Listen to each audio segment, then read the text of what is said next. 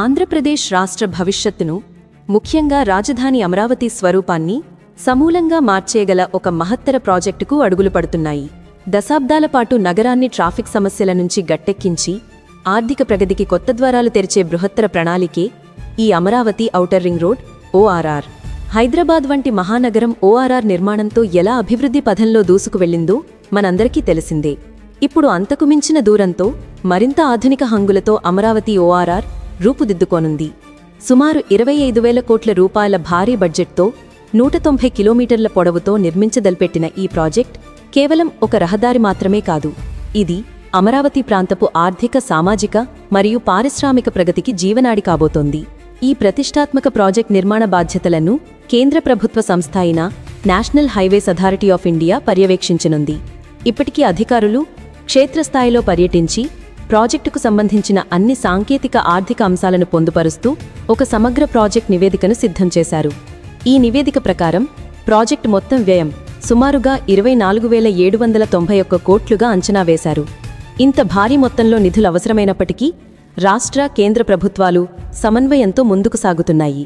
ఈ ప్రాజెక్ట్ నిర్మాణంలో రాష్ట్ర ప్రభుత్వం కూడా తన వాటాగా సుమారు 3,117 కోట్లను భరించనుంది. ఇందులో ప్రధానంగా భూసేకరణకు అయ్యే ఖర్చులో రాష్ట్ర ప్రభుత్వం 1,000 కోట్ల రూపాయల వరకు భరిస్తామని హామీ ఇవ్వడం ఈ ప్రాజెక్టు పట్ల రాష్ట్ర ప్రభుత్వానికి ఉన్న చిత్తశుద్ధిని తెలియజేస్తోంది. ఈ డీపీఆర్ను ప్రస్తుతం ఎన్హెచ్ఏఐ ఉన్నతస్థాయి అధికారులు పరిశీలిస్తున్నారు. వారి ఆమోదం లభించిన వెంటనే టెండర్ల ప్రక్రియ మొదలై పనులు శరవేగంగా ముందుకు సాగే అవకాశం ఉంది. మనకి ఇప్పటికే అందుబాటులో ఉన్న హైదరాబాద్ ఓఆర్ఆర్తో పోలిస్తే అమరావతి ఓఆర్ఆర్ మరింత విశాలంగా, పొడవుగా ఉండబోతోంది. హైదరాబాద్ ఓఆర్ఆర్ పొడవు 158 కిలోమీటర్లు కాగా అమరావతి ఓఆర్ఆర్ ఏకంగా 190 కిలోమీటర్ల పొడవుతో నిర్మించనున్నారు. కేవలం పొడవులోనే కాకుండా వెడల్పులో కూడా ఈ ప్రాజెక్ట్ విశిష్టతను సంతరించుకుంది. భవిష్యత్ అవసరాలను దృష్టిలో ఉంచుకుని ఏకంగా 140 మీటర్ల వెడల్పుతో భూసేకరణ చేపట్టాలని అధికారులు ప్రతిపాదించారు. ఇందులో ప్రధాన రహదారి 6 వరుసలతో నిర్మించబడుతుంది. దీనికి అదనంగా రహదారికి ఇరువైపులా 2 వరుసల చొప్పున మొత్తం 4 వరుసల సర్వీస్ రోడ్లను కూడా నిర్మిస్తారు. దీనివల్ల స్థానిక గ్రామాల ప్రజల రాకపోకలకు ఎలాంటి ఇబ్బంది లేకుండా హైస్పీడ్ ట్రాఫిక్కు అంతరాయం కలగకుండా చూడవచ్చు. ఈ భూసేకరణ ప్రక్రియ అత్యంత పారదర్శకంగా, రైతులకు నష్టం వాటిల్లకుండా చేపట్టేందుకు అధికారులు ప్రణాళికలు సిద్ధం చేస్తున్నారు. అమరావతి ఓఆర్ఆర్ నిర్మాణం కేవలం చదునైన నేలపై జరిగే ప్రక్రియ కాదు.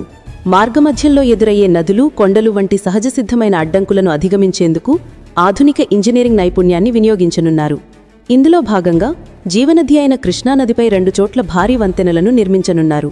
మున్నలూరు వద్ద 3.15 కిలోమీటర్ల పొడవుతో